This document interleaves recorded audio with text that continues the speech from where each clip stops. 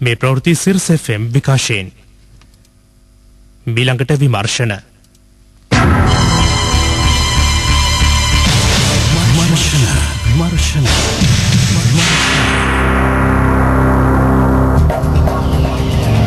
යටිතල පහසුකම් සංවර්ධනය රටක සමස්ත සංවර්ධන ක්‍රියාවලියේ ප්‍රමුඛ කාර්යයක්. ඒ හේතුවෙන්ම අධිවේගී මාර්ග, උමං මාර්ග, පාලම් මෙන්ම ගුවන් පාලම්ද මෑත කාලයේ බහුලව ඉදිවනු දක්නට ලැබෙනවා.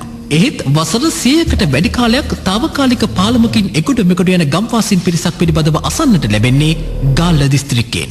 ඒ ගාල්ල නාගොඩ ප්‍රාදේශීය සභා බල ප්‍රදේශයේ මලාමුර తాවකාලික පාලමෙන්. පාලමට අපි දන්න කාලේ වගේ ඉඳලම අපේ තාතලා උදලා කාලේ ඉඳලම මේ ක්‍රමයට තමයි මේ පාලම පැවතිලා තියෙන්නේ. ඇත්තෙන්ම දැන් මේ පාලම ස්ථිර පාලමක් විදිහට තමයි හදාගන්න අපි මෙතෙක්කල් මහන්සි වුණේ. ගම්වාසීන් පෙන්වා දෙන්නේ වර්ෂා කාලයේදී මෙම පාලම ගම් වතුරට ගසාගෙන යන බවයි. ප්‍රධාන ඇල මාර්ගයෙන් ඒකට තමයි අපේ ගම්මානේ තියෙන්නේ. ඒකට වීමට සඳහා තියෙන අඩි 50 60ක දුරක් යන්න ඕනේ මේ දණ්ඩකින්. හැම වර්ෂා කාලයකදීම මේ දණ්ඩ ගම් වතුරට ගහගෙන යනවා. තියෙන්නේ අපේ මේ පාලම නැති නිසා අපේ ළමයි ඒකට මෙගොඩ කරගන්න ගොඩාක් අමාරුයි. ස්ථිර ආරක්ෂිත පාලමක් නොමැති කමින් තමන්ගේ අධ්‍යාපන කටයුතු වලටද බාධා මතුවන බව පාසල් සිසුන් පවසනවා. වහින දවසට මේ පාලමේ යන්න බෑ ලිස්සනවා. පාලම කඩන් ගියාම අපි සතියක් දෙකක් විතර පොළ ගමන නවත්තලා ඉන්නවා. කෘෂිකාර්මික කටයුතු වල නිරත වන්නන් පෙන්වා දෙන්නේ තම ගොවි නිෂ්පාදන නිසි පරිදි වෙළඳපොළට රැගෙනීමට ඇතැම් අවස්ථාවලදී මෙම පාලම බාධාවක් පවයි. පාලමේ කොට පිරිස ඇත්තම ජීවත් වෙන්නේ මේ කුඩා තේවතු හිමියෝ තමයි. ඒ මිනිස්සුන්ගේ දළු ටික කඩාගෙන හරියට වෙලාවට සපය ගන්න බැරි වෙන පාරට මේ දණ්ඩ හඳා ගම් වතුරක් ආපු දාට මේ පාලම ගියාම දළු ටික පවා අපත යනවා. ගමක සංවර්ධනය රටක සංවර්ධන ක්‍රියාවලියට මහඟු පිටිපහලක්. එබැවින් ගාල්ල නාගොඩ මලාමුර තාවකාලික පාලම ස්ථිර පාලමක් ලෙස ඉදිකිරීම තවත් පමා කළ යුතුද? දකුණු පළාත ප්‍රධාන අමාත්‍යතුමනි, මේ ඔබේ අවධානය පිණිසයි.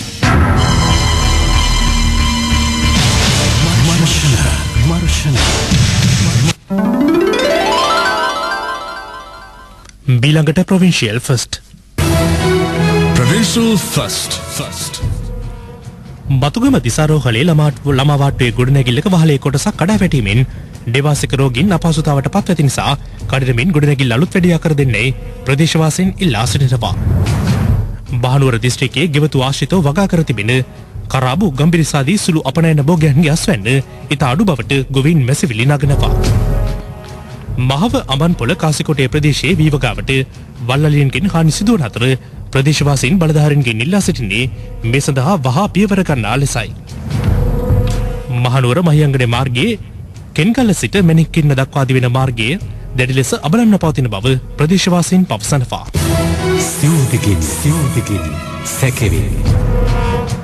ඒ සමගින් සිරස FM ගෙන දේශීය පුවත් නිමවට පත් වෙනවා. විදේශ පුවත් බලාපොරොත්තු වන්න. රුක්ෂාන් අද චෙක් ඩිපොසිට් කරන්න පහමාර විතර වෙයි. No problem sir. අපි සෑහෙන හවස් වෙනකම් වැඩනේ. මම හෙට චීනට යනවනේ. රංජිත්ට කිව්වා සැටර්ඩේම චෙක්ස් ටික ඩිපොසිට් කරන්න කියලා. සෙනසුරාදා නිසා. සෙනසුරාදා ඉරිදා විතරක් නෙමේ. අපි දවස් 365ම වැඩ. තව මොන හරි තියනවද සර්? ව්‍යාපාරයේ දියුණුවටත් ජීවිතයේ රස විඳින්නටත් කාලය Nations Business First Nations Trust බැංකුව වෙතින් අමතන්න 4711 411 Nations Trust ඔබේ බැංකුව වී තු නොවේද? News First. සිරස ප්‍රවෘත්ති.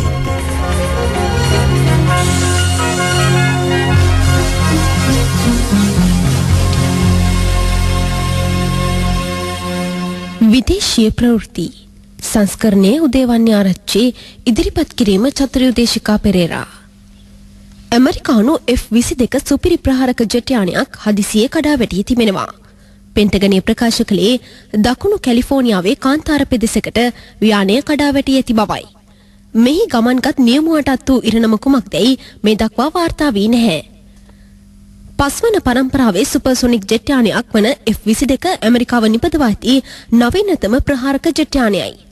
මෙය ඉතිහාසයේ වඩාත් විශ්වාසදායී සහ නඩත්තුව පහසුම ප්‍රහාරක යානය බව ඇමරිකානු ගුවන් හමුදාව පවසනවා. ඇමරිකානු ඩොලර් මිලියන 140ක වටිනාකමක් සහිත ලොව හොඳම ප්‍රහාරක ජෙට් යානය ලෙස සැලකෙන F-22 ගුවනේ සිට ගුවනටත් ගුවනේ සිට ගොඩබිමටත් ප්‍රහාර එල්ල කිරීමේ සුපිරි හැකියාවක් සහිතයි. මේ යානය ඊයේ සිදු ගුවන් අනතුර F-22 ප්‍රහාරක ජෙට් යානයක් මේ අතර ඊයේ සිදු ගුවන් අනතුර F-22 ප්‍රහාරක ජෙට් යානයක් කඩා වැටුණු දෙවන අවස්ථාව ලෙස සටහන් වනවා.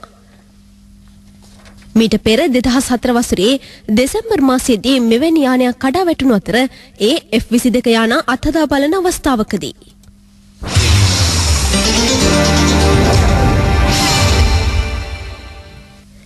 ලොව ප්‍රධාන මහද්වීප පහ නියෝජනය කරමින් කාන්තාවන් 53 දෙනෙකු පොදු රාජ්‍ය මණ්ඩලයේ 60 වන සංවත්සරයේ දක්ෂිණ ද්‍රවයේදී සැමරීමට සූදානම් වනවා.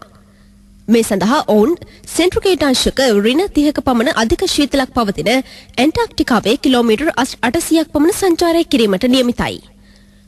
ගෝලීය උණුසුම ඉහළ යාම පිළිබඳව ලොව පුරා ජනතාව දැනුවත් කිරීම මෙතුලින් අපේක්ෂා කෙරෙනවා. මේ කාන්තාවන් පිරිස නියෝජනය කරනුයේ ඉන්දියාව, සයිප්‍රස්, ගානා, සිංගප්පූරුව, බ්‍රූනයි, නවසීලන්තය සහ ජැමයිකාව යන රටවල්. මීළඟට Around the World in 99 Seconds. Around the world in 99 seconds. මෙක්සිකෝවේ මත්ද්‍රව්‍ය ආශ්‍රිත ප්‍රචණ්ඩ ක්‍රියාවලට අමතරව මෙක්සිකෝවේ මත්ද්‍රව්‍ය ආශ්‍රිත ප්‍රචණ්ඩ ක්‍රියාවලට තම රටද වගකිව යුතු බව ඇමරිකානු රාජ්‍ය ලේකම් හිලරි ක්ලින්ටන් පවසන අතර ඇය මේ බව සඳහන් කළේ මෙක්සිකෝවේ නිල සංචාරයක නිරත වෙමින්. අඟහරු ග්‍රහයාගේ ද්‍රවසන්න ප්‍රදේශවල පෘෂ්ඨියට යටින් ලවණ සහිත ජලය පැවතිය හැකි බවට මේ දිනවල ඇමරිකාවේ ටෙක්සාස් ප්‍රාන්තයේ පැවැත්වෙන සමුළුවකට එක්වූ විද්‍යාඥයින් පිරිසක් අනුමාන කරනවා.